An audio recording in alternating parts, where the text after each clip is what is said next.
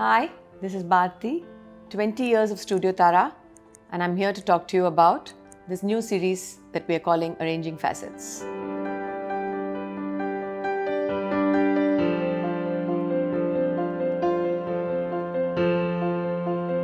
Today, I'm going to talk to you about Ruby, the king of gemstones.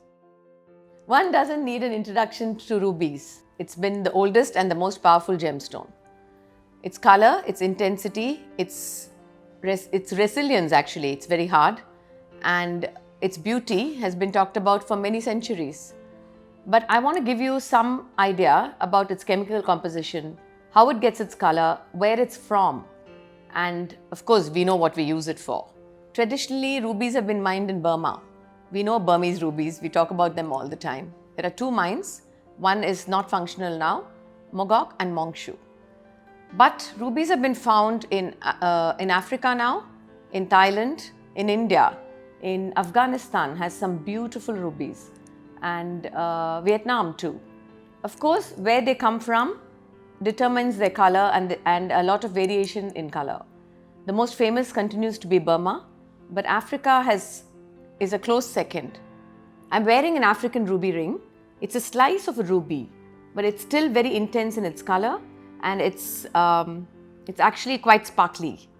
Ruby is also called corundum. Its sapphires are also corundum. Corundum is its chemical name. It's aluminium oxide. The rubies have silk in them. They're thin, fine lines that crisscross in a ruby.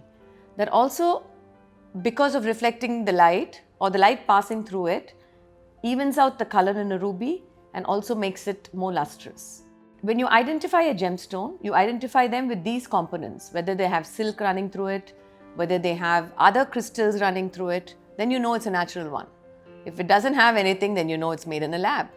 I mean, that's how we identify in the gem industry. The color for the ruby comes from the chromium, which is a trace element in the corundum. The way the chromium is, it's more intense in some parts of the ruby and is lighter in some parts. So the silk and the rutile inclusions that are in the ruby helps the light scatter and the color spreads. Ruby and sapphires have something called color zoning, where, like I just said, it has little bits of color in some parts and less color in some parts. By heating the ruby, you can increase its color. So traditionally, rubies are heated, but you have to disclose the fact that they're heated. Of course, a ruby that is not heated commands more value, but it also has to look better. The most treated stones in the industry would be rubies because they're the most valuable too. So there are a lot of treatments, color additions, chemical compositions, chemical additions. Some fail, some pass, but at the end of the day, it has to be disclosed. If the jeweler does not disclose the fact that the ruby is treated or colored, it's quite disgraceful. The ruby needles has something called asterism, where when the light reflects on the ruby, it has a star shape. And star rubies are quite rare and very popular. Asia used to be one of the most popular star ruby producers in the world, but now, of course, because of the African mines and Madagascar, we have star rubies everywhere. It's just added to more beauty. The piece that I'm wearing today is traditionally strung in a very Indian, South Indian way. But it's an open lariat where I've just knotted it so that I could just, put it the way I want it.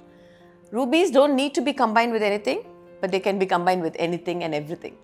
It just depends on how you want to wear it and what you want to wear it with. I have a dress on today and I'm wearing something quite traditional. I'm happy.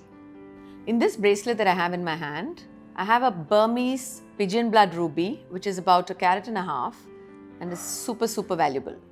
Next to it is a rough which is big. I've just polished it with some, literally like a nail varnish on top of it. And I've set it to show the contrast that in the same mine, in the same production, how two completely different stones can be found. In the center is a yellow sapphire, which is also the same family corundum. And I've set it in silver and gold. I want to talk about this piece that I did recently. I've been collecting these stones for, I would say, 2 decades.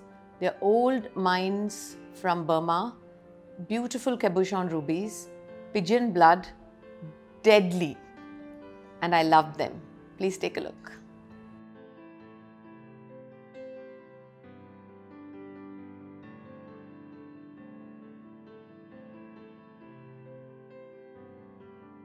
These rubies are some of the most beautiful I've ever seen and handled, and it was a pleasure to set them. I've added some diamonds, I've paved them, basically just to add some brilliance and shine to it. I hope I managed to convey some good points here. The idea of this series is to show the value and the amount of work that goes in with these gemstones. They're old, they're ancient, they're beautiful. Let's all enjoy them.